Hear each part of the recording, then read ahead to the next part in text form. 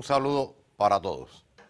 Estamos trabajando la unidad de suelos y ya hemos visto dos aspectos. Primero, la composición, cómo se originó, y hemos visto además el ecosistema. Vamos en el día de hoy a continuar hablando de suelos, pero fundamentalmente cómo logramos preservar los nutrientes del suelo. Veamos el asunto de nuestro encuentro de hoy.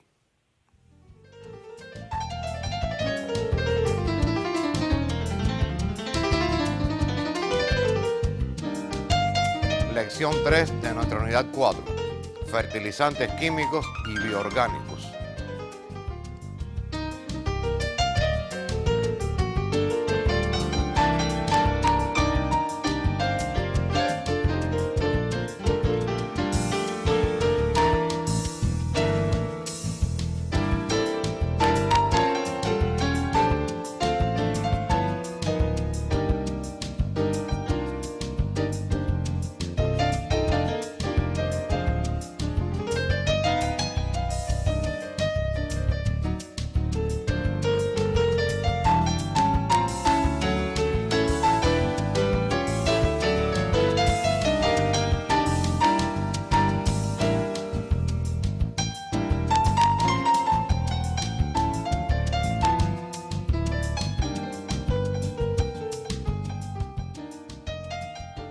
Hemos estudiado que el cultivo de la tierra o la actividad agrícola perjudica al suelo, porque lo priva de su cubierta vegetal y además lo priva de los nutrientes. ¿Qué son los fertilizantes? ¿Para qué se utilizan?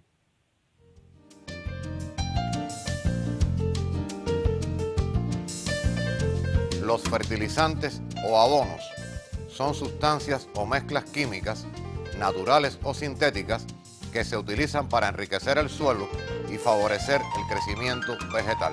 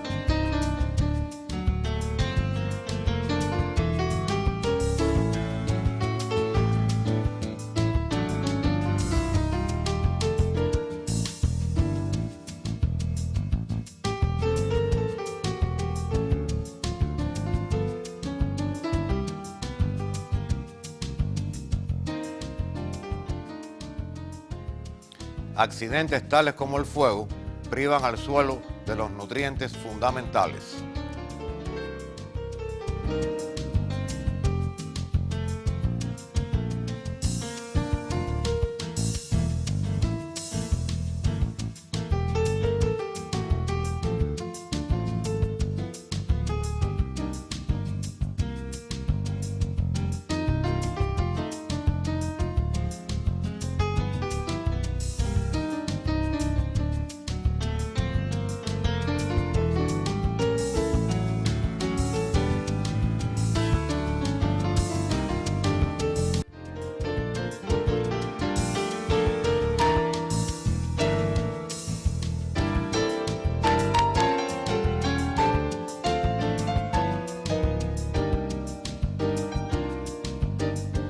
La restitución de los nutrientes fundamentales del suelo puede lograrse mediante el empleo de fertilizantes.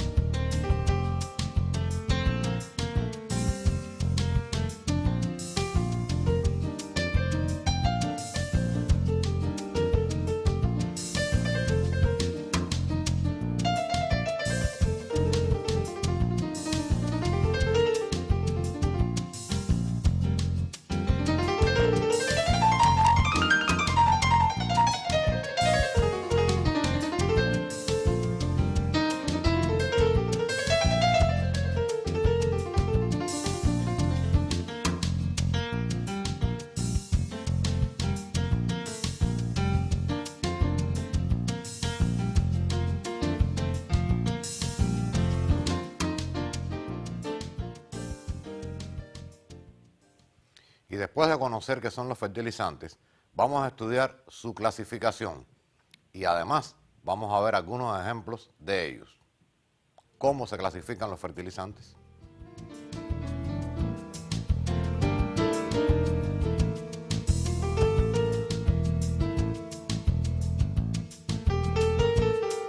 Los fertilizantes se clasifican en químicos y bioorgánicos. Los químicos, los que obtenemos artificialmente, bioorgánicos, obtenidos a partir de la naturaleza.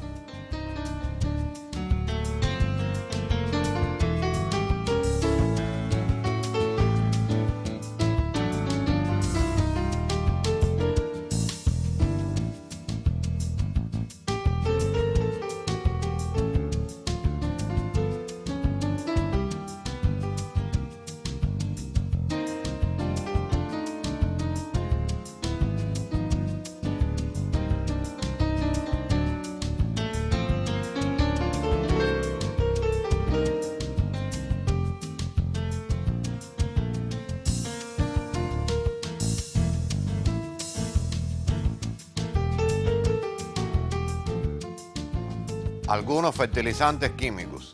Nitrato de amonio, miren su fórmula química, NH4NO3. Dihidrógeno fosfato de calcio, su fórmula Ca, un paréntesis, H2PO4, 2, o sea, dos veces este grupo H2PO4.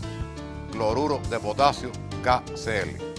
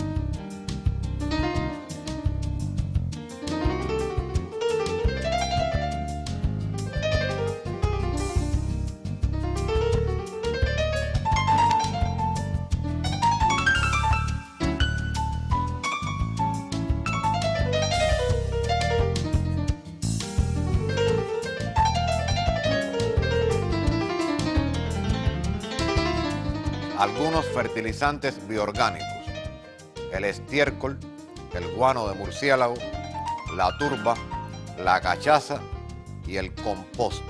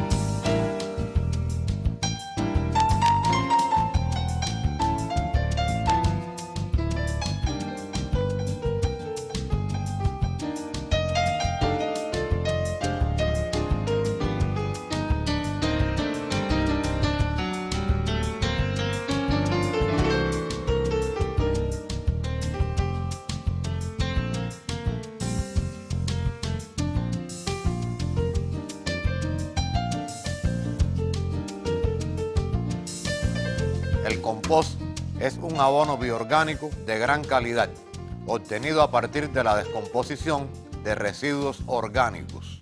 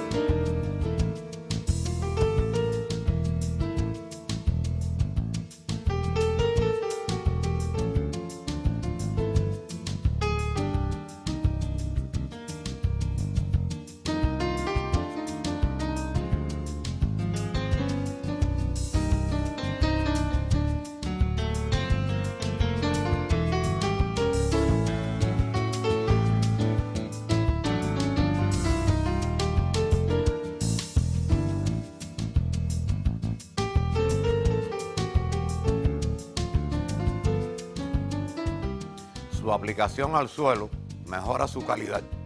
Al mezclarse con la tierra, la vivifica y favorece el desarrollo de las características óptimas para el cultivo.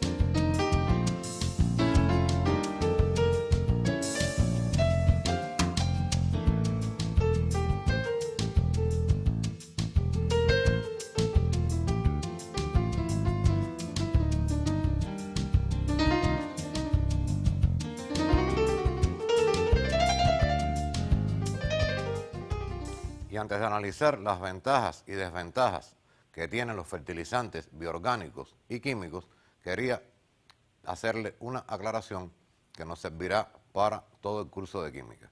Nosotros hemos estudiado aquí en nuestro curso de Ciencias Naturales los 3 estados de agregación. Conocemos el estado sólido, que lo representamos abreviadamente por la letra S. También el estado líquido, por la letra L, y el estado gaseoso por la letra G. Esos son los 3 estados de agregación que nosotros hemos estudiado. Ahora bien, escojamos un fertilizante químico, cloruro de potasio. Esa sustancia, cloruro de potasio, es una sustancia sólida. Pero ustedes saben que así en estado sólido la planta no lo asimila. Eso ya lo hemos discutido. Que precisamente las plantas asimilan los nutrientes cuando están disueltos en el agua. Y el agua también es algo fundamental para el desarrollo de estas plantas. Si este cloruro de potasio se le añade agua, entonces obtenemos el cloruro de potasio en disolución. ¿Y cómo decimos que él está en disolución? Pues colocamos al lado de la fórmula, en el paréntesis, la notación AC. La voy a escribir aquí, esto es letra minúscula. AC, entre paréntesis, quiere decir en disolución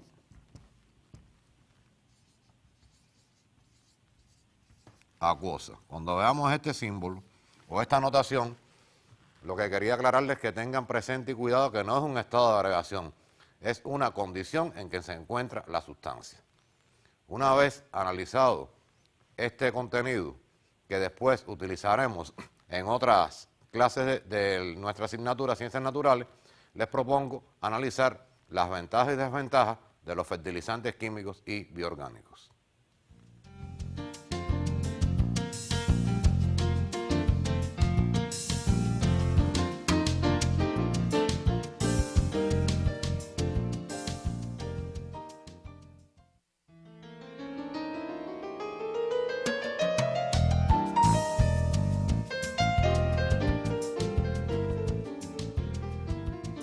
Los fertilizantes químicos aportan elementos directamente asimilables por las plantas.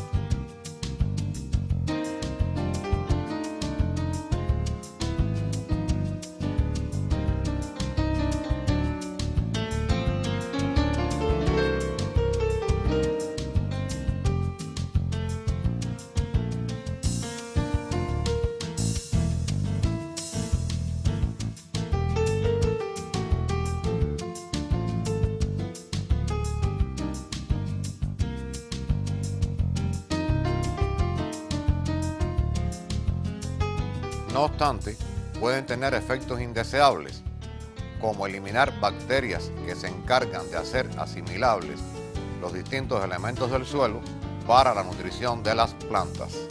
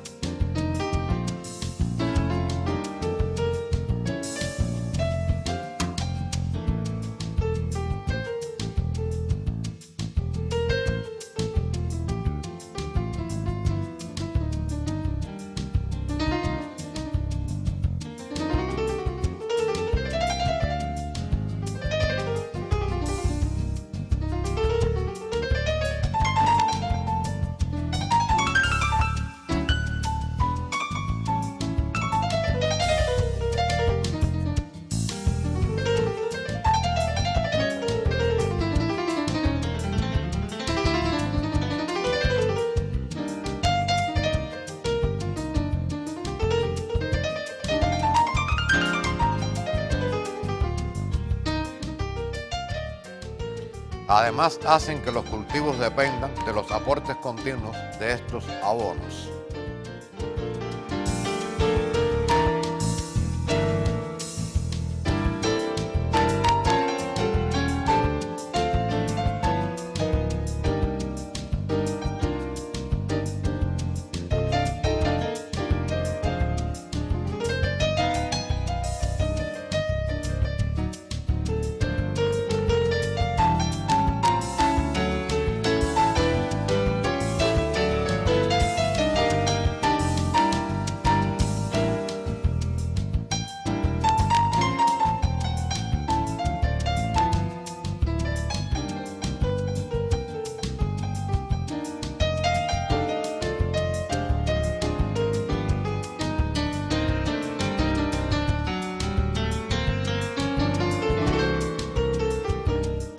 Después de hablar de los fertilizantes químicos, hablemos ahora de los fertilizantes bioorgánicos.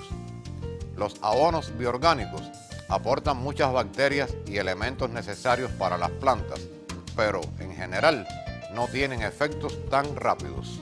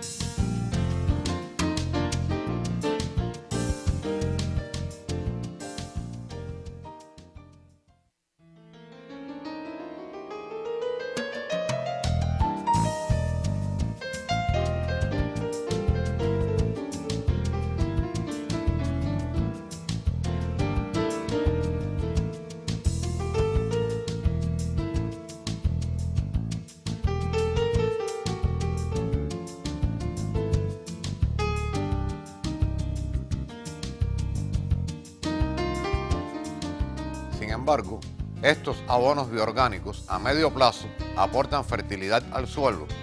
Determinadas sustancias minerales se utilizan para corregir las deficiencias del suelo, tales como la acidez.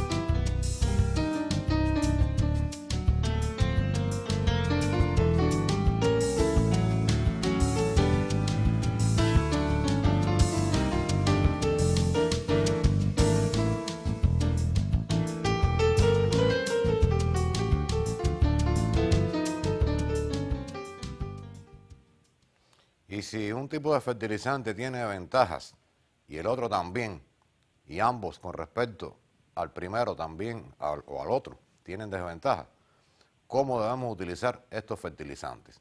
¿De qué forma? ¿Habrá que usar los dos, uno solo, la cantidad que uno quiera? Veamos la conclusión en una lámina.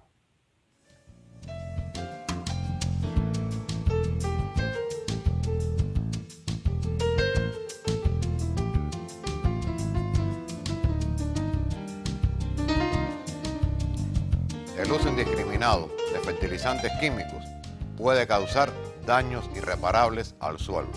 Sin embargo, hemos visto que a veces hay que utilizar algunas sustancias químicas, aun cuando estemos trabajando con fertilizantes bioorgánicos. Por tanto, debe existir un compromiso entre la cantidad de fertilizante y el tipo de fertilizante que utilizamos para tratar de que en lugar de dañar el suelo, logremos restituir los nutrientes y hacerle un beneficio a este importante recurso.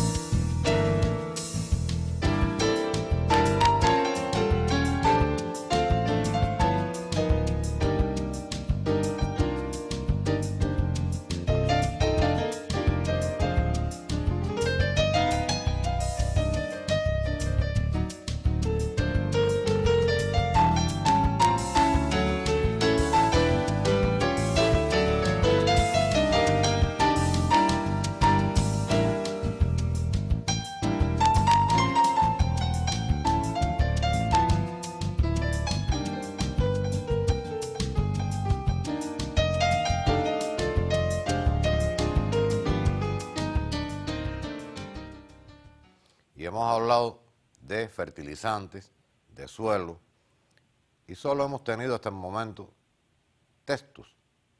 ¿Será que no hay imágenes? ¿Cómo no?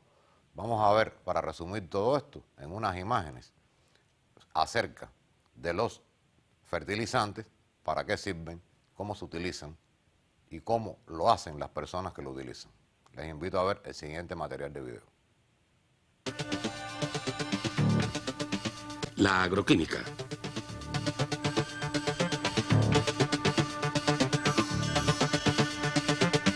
El hombre cultiva innumerables especies de plantas que le suministran materiales, ropa y alimentación. Las plantas constituyen la base existencial para más de 5.000 millones de personas que actualmente habitan la Tierra. Las llamadas plantas útiles exigen mucho del suelo donde se cultivan. Año tras año, el mismo suelo debe aportar una nueva cosecha. En ese proceso se le extraen nutrientes que es necesario reponer a fin de que no pierda su fertilidad. Tal reposición se suele hacer hoy en forma de abonos químicos, llamados también artificiales. Los fundamentos científicos para la aplicación de los abonos químicos fueron creados a mediados del siglo XIX por el químico alemán Justus Liebig. Entonces se tenían muy pocos conocimientos exactos sobre la alimentación para la práctica agrícola.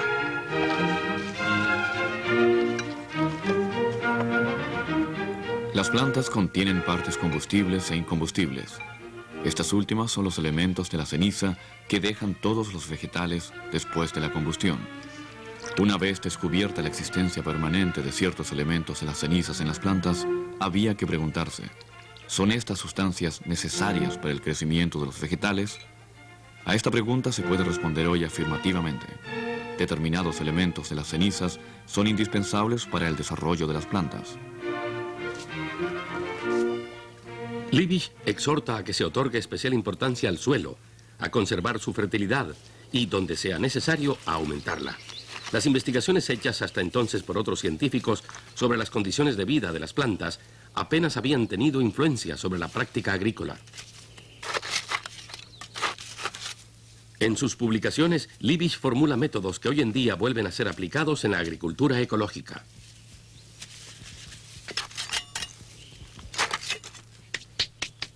Liebig escribe: El arte del agricultor consiste esencialmente en saber elegir las plantas y en cultivarlas siguiendo un orden determinado para alimentar a sus tierras y en aplicar todos los recursos disponibles en el campo, de manera que los nutrientes ligados químicamente surtan el efecto oportuno. Más tarde, sin embargo, Liebig descubre que el nitrógeno les llega a las plantas también a través de las raíces en forma de sales solubles contenidas en el suelo. Pero además las plantas necesitan sustancias minerales, sobre todo potasio, calcio, magnesio, hierro, azufre y fósforo. Cuando falta un nutriente no es posible compensarlo con un exceso de otra sustancia nutritiva. El crecimiento de las plantas y también su productividad resulta más bien de la cantidad del nutriente que más escasea en ellas. Si se quiere preservar o aumentar la fertilidad de las tierras de cultivo, es necesario suministrar nuevamente al suelo los nutrientes que se le extrajeron. Liebig quiere lograr que ese conocimiento se aplique cuanto antes en la práctica agrícola. Justus von Liebig mezcla los fertilizantes apropiados para las distintas clases de plantas y llama a la mezcla abono patentado. Sin embargo, teme que las sales minerales de las capas superiores del suelo sean eliminadas con demasiada rapidez por el agua de la lluvia. Para evitar eso, von Liebig emplea sales difícilmente solubles. Poco a poco van desapareciendo las objeciones contra la teoría de los minerales. Los éxitos que se alcanzan en la agricultura le dan la razón a Justus von Liebig.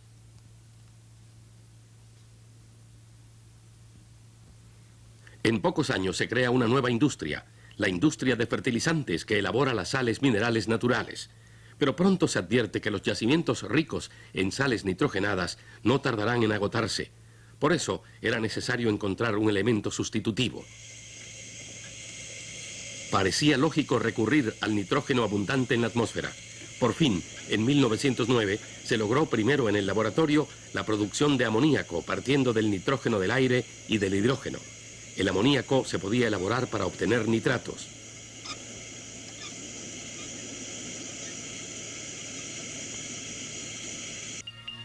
En 1913 empieza a trabajar en la localidad alemana de Oppau, la primera fábrica de amoníaco del mundo. Eso significa que el aire, como fuente casi inagotable de nitrógeno, puede ser aprovechado técnicamente. El amoníaco se produce aquí por toneladas y se destina, entre otras cosas, a la elaboración de abonos nitrogenados. Gracias a estos fertilizantes es posible incrementar notablemente el rendimiento de la cosecha. El consumo de fertilizantes crece en todo el mundo y la industria del ramo se convierte en un importante factor económico.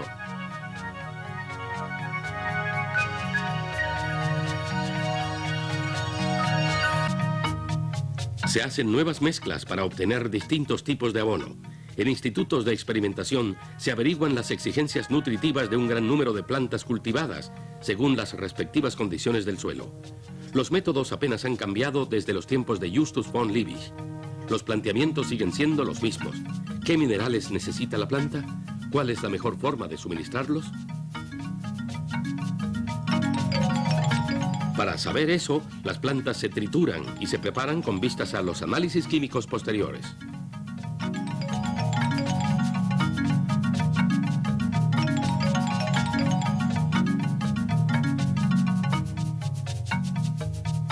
Los resultados sirven para conocer la composición óptima de mineral que debe tener el abono. Como ya se hacía en tiempos de von Liebig, la eficacia del fertilizante se prueba en ensayos de campo. Las ventajas del abonado son evidentes: un considerable aumento de la productividad por hectárea con mejora simultánea de la calidad de la cosecha.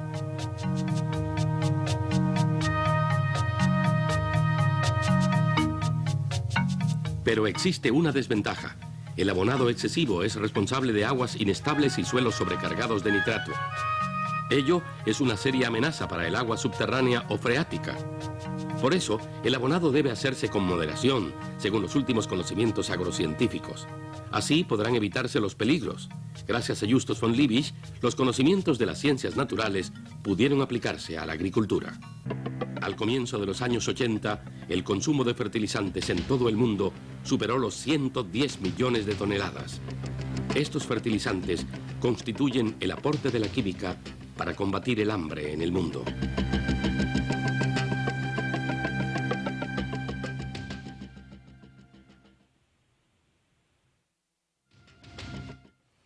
Interesante material que le resume el empleo, la investigación sobre las características del suelo para añadir los fertilizantes.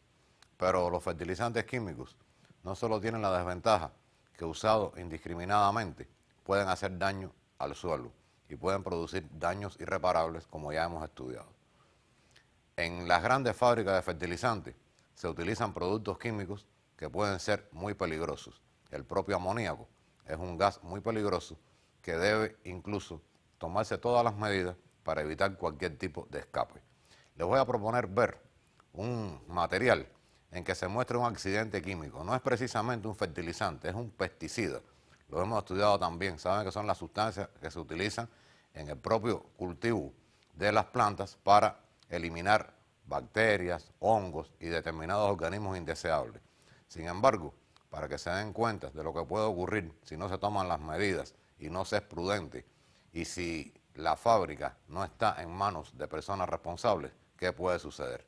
Les presento un video sobre un accidente químico.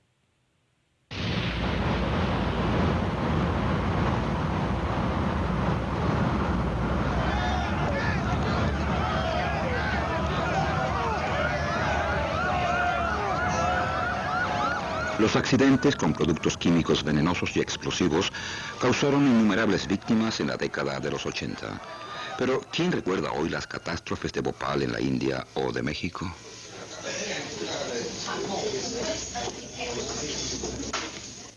En la capital mexicana, 500 personas mueren quemadas a causa de la explosión de tanques de gas en plena ciudad.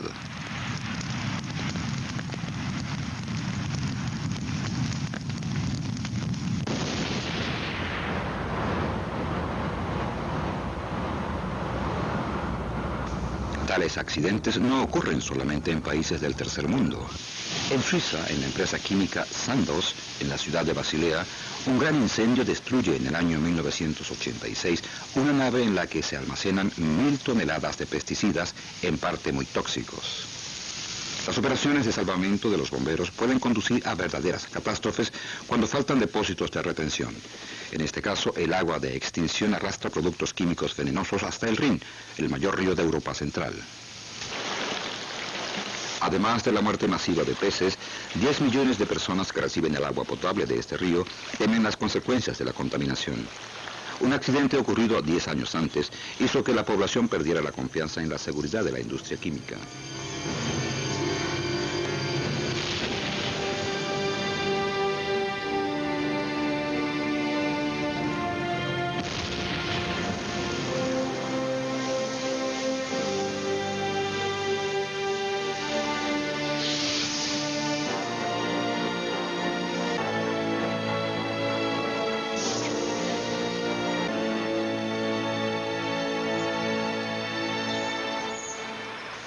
El nombre de esta pequeña ciudad dio la vuelta al mundo, Seveso.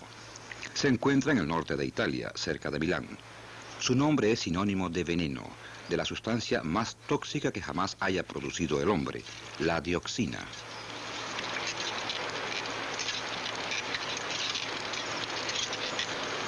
Pierangelo Basilico fue una de las primeras personas que experimentó en su propio cuerpo el efecto de la dioxina.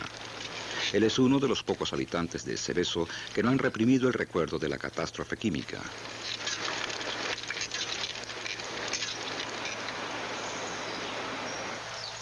Aparte de un muro común y corriente de la antigua fábrica química, no hay nada que haga recordar el desastre que hizo famoso el nombre de la pequeña ciudad italiana.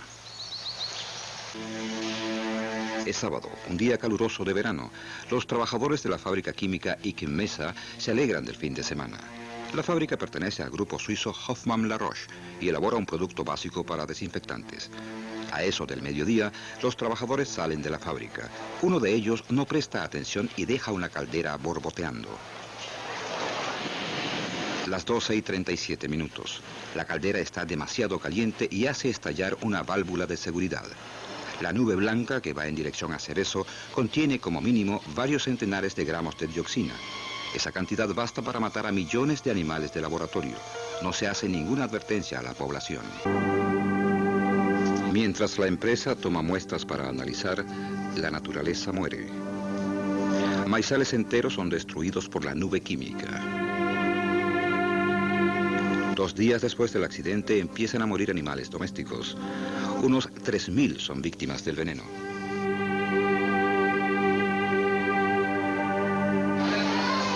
A los 4 días del escape de dioxina, el miércoles, aparecen los primeros síntomas tóxicos entre los niños. La contaminación es muy intensa mientras están jugando.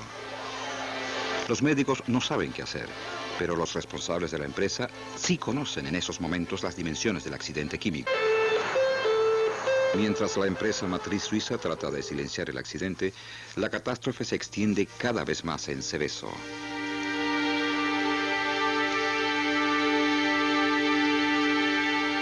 ...187 niños son internados en clínicas afectados por una enfermedad cutánea, el cloracné, un síntoma clásico de contaminación por dioxina entre los trabajadores de la industria química. Víctimas de una política empresarial que da más importancia a las ganancias que a la salud de las personas. 2 semanas después del accidente llega el ejército a Seveso. Un día antes, las empresas suizas habían admitido por fin que el medio ambiente estaba contaminado con dioxina. Ya no es posible ocultar la catástrofe. Se cercan los terrenos más contaminados. Mientras el ejército lucha contra un enemigo invisible, es evacuada la llamada Zona A en torno a la fábrica química. 753 habitantes tienen que desalojar sus casas. No saben que jamás se les permitirá regresar.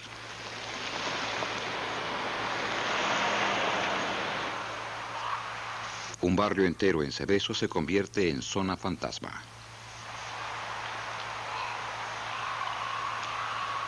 Pero los efectos de la dioxina no recaen exclusivamente sobre la gente que tiene que abandonar su domicilio.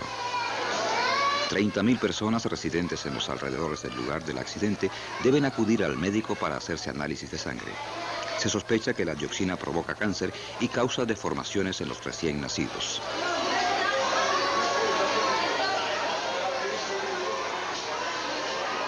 Cientos de mujeres deciden abortar. Se les permite hacerlo en la Italia católica a pesar de la prohibición general.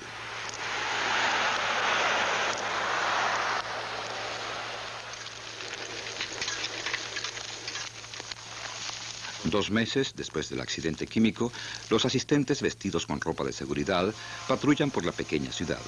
Intentan descontaminar el terreno, cortan el césped contaminado y talan los árboles muertos.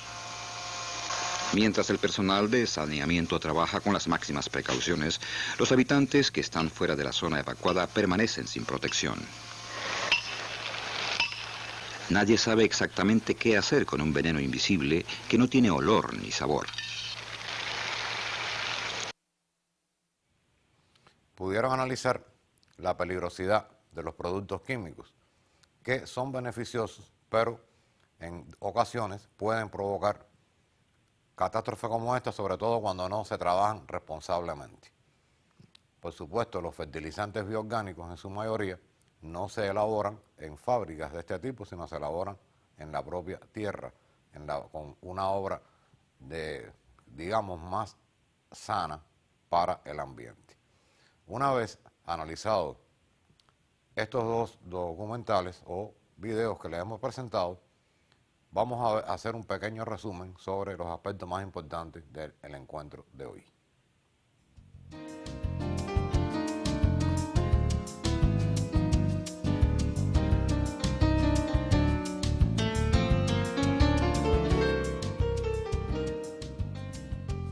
Los fertilizantes se utilizan para restituir al suelo los nutrientes fundamentales.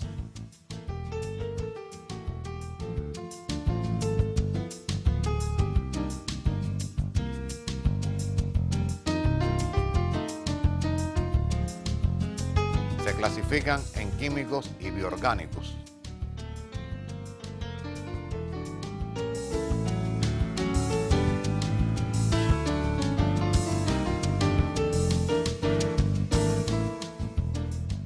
El uso excesivo de fertilizantes puede traer graves consecuencias al suelo y hacerlos infértiles.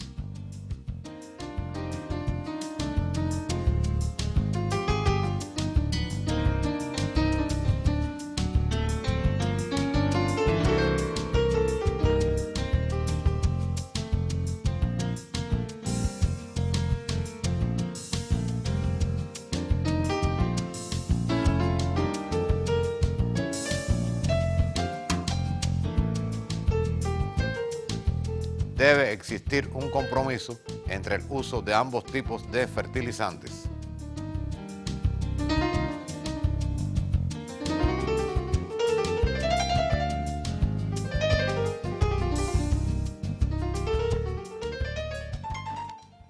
Y el trabajo independiente que les propongo es que resuman toda la unidad, porque en nuestro próximo encuentro haremos precisamente una clase de consolidación. Los espero en este encuentro y me despido de ustedes hasta entonces.